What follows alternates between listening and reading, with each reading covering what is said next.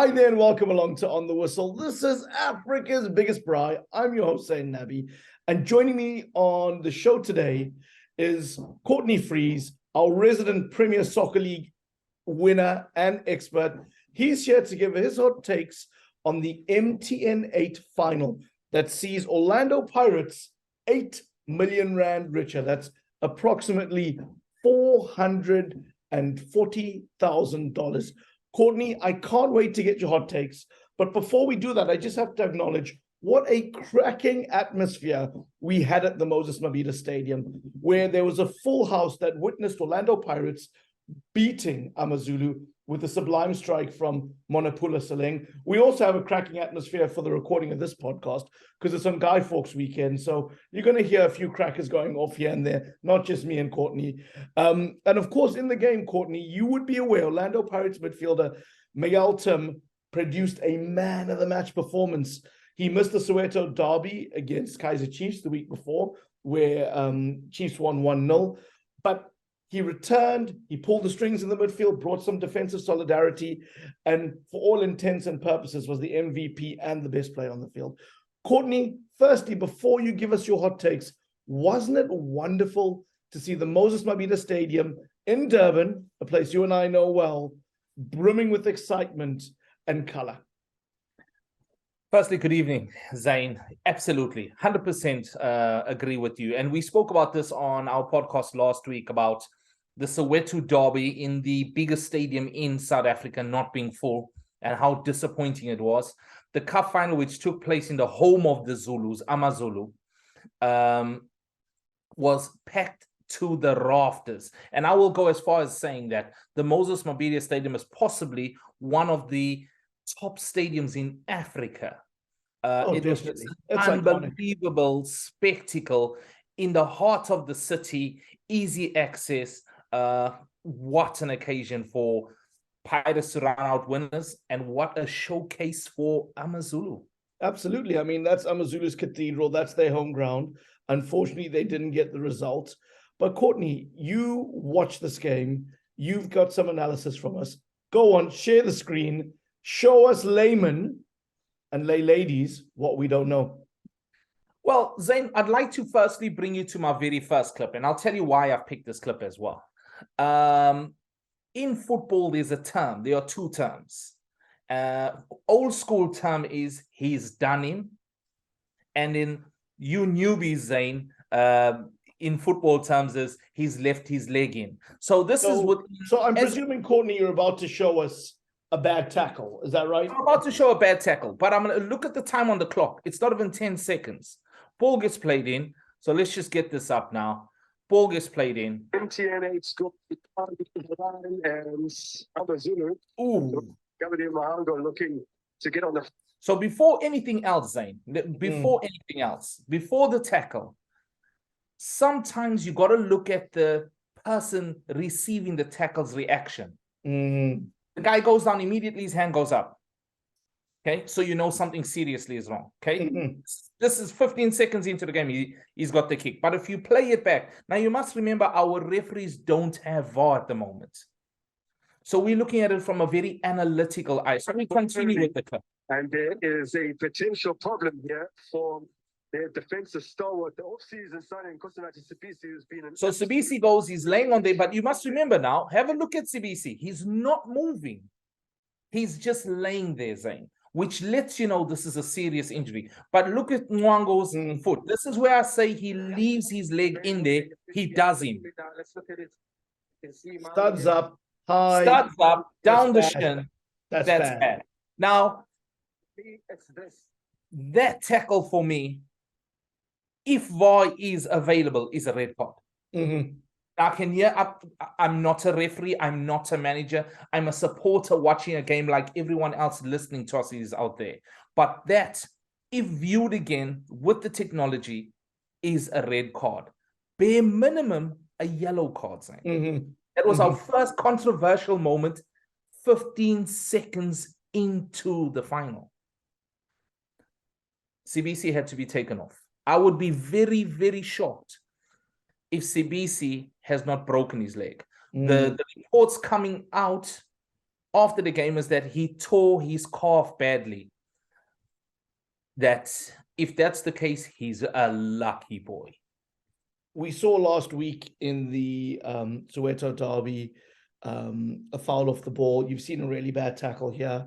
Again, you know, it's important that we show these things because it's important for people like me to learn, to see. Now the result stands. Orlando Pirates won anyway, 1-0. So their fans will be happy all through the week until that Soweto derby, and then we'll see if they can get revenge. But tell us about the game. Tell us about some of the things we didn't see that made you look at the Premier Soccer League and go, wow, this is a league that's improved. I feel this is an interesting question, and I'll tell you why. When you're looking at the Premier League, when you're looking at the PSL, when you're looking at any football out there at the moment, you're looking for desire. Also, you're looking at an advert for football, okay? And the next clip just shows a real desire and a real positive way football in South Africa is going. So I'm going to share something with you. So let's have a look at this clip here, Zayn, right?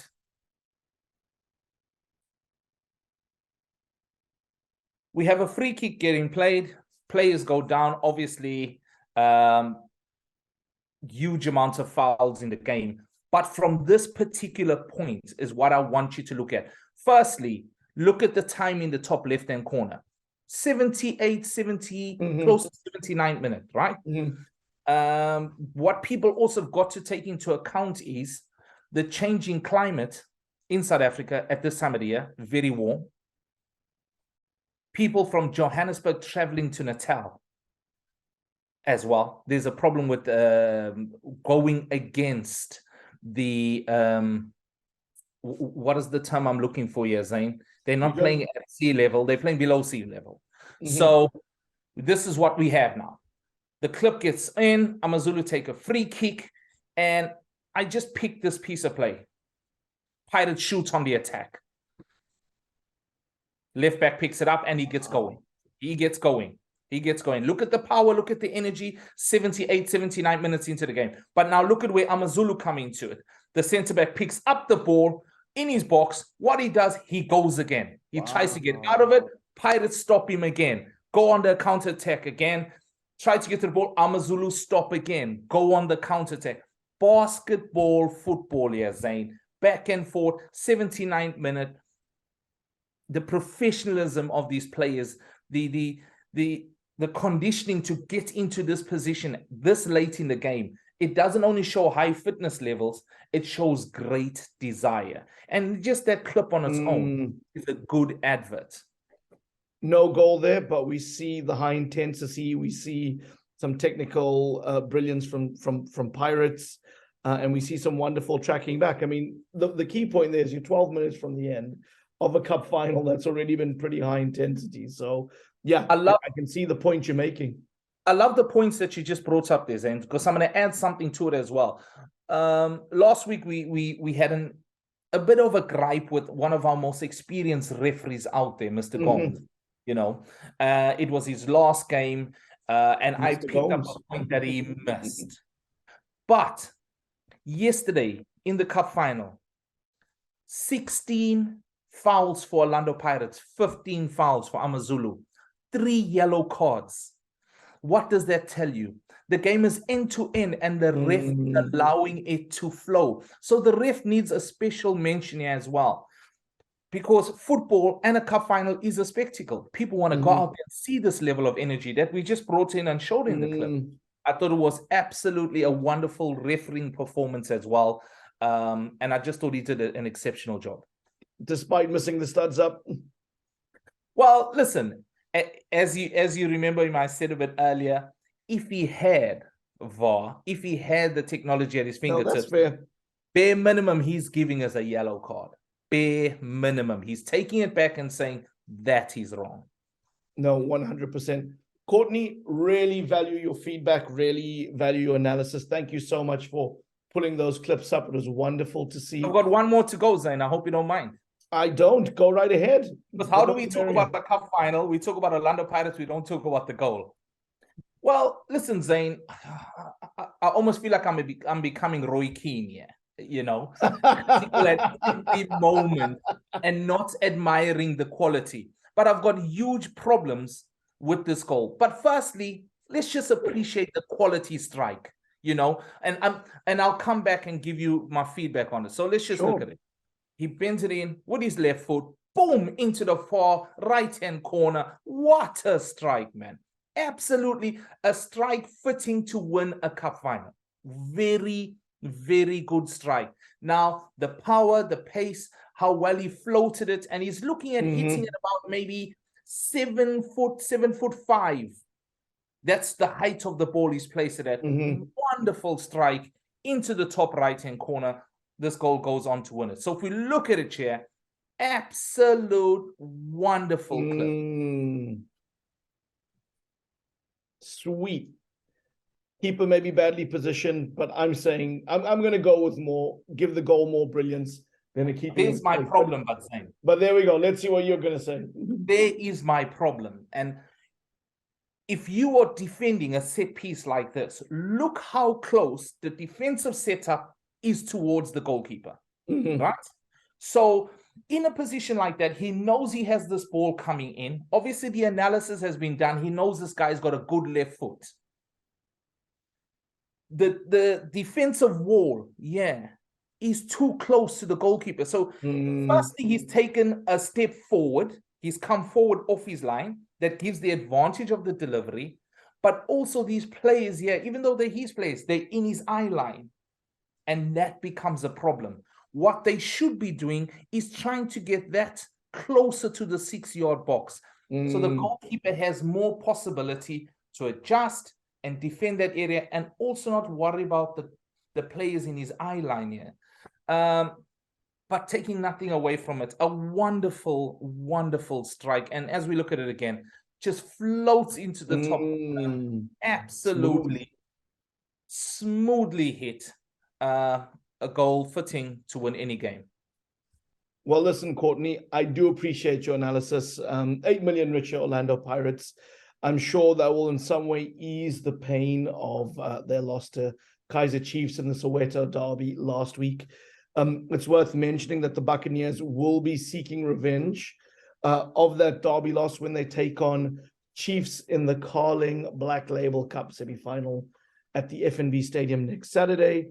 We, of course, will bring you the latest on that. That is a one-day exhibition tournament. The winner of that Soweto derby will play, if I'm correct, the winner of Sundowns and AmaZulu for a right to play in that final. Again, it's a one-day festival. Some would say an exhibition match, not much on the line, but whenever Chiefs and Pirates play, there's always a lot on the line. Now, before we go, Courtney, I'm just going to go to the mailbag. We have some feedback from our wonderful community out there. I'm going to start by bringing you a comment that the user Alone left on our YouTube account. Alone listened to our podcast on the Ballon d'Or that was won by Karim Benzema and posted a comment telling us how impressive it was to see 4 Africans in the top 13. 13 might be unlucky for some, but in our case, we were lucky. You had Hilaire at 13, Mahrez at 12, Salah at 5, and Mane at number 2. And Alone was impressed to see that we had that many Africans amongst the finalists. And then, Courtney, last week's podcast, which we know generated a lot of discussions. You did excellent work analyzing why Yusuf Mart's goal, the cracking goal, shouldn't have stood for Kaizer Chiefs because of a foul in the build-up to that goal, obviously being the decider between Chiefs and Pirates in their derby. And we had Kaizer Chiefs in Mexico tweet us about it. Courtney, their response to our analysis, or your analysis rather, was, we won, and that's what matters. Spoken like a true football fan, I guess. You can't deny that, Zayn. You can't deny that. But I'm saying, absolutely right. The technology is not there at the moment. So that's beautiful. But the technology is coming.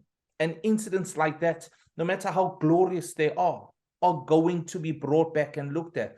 For example, the AmaZulu players tackle, Mhango's tackle on CBC, that will be brought back. And as I'm saying to you, there's no referee in the world that's going to say, well, that's just 15 seconds into the game, let's not leave it. Unfortunately, technology will play a huge role in the PSL when the time is right. And the game will change. Courtney, that's a wrap for now. Thank you for your analysis. I wish you well this week, mate. All the best, Zayn. Have a good week.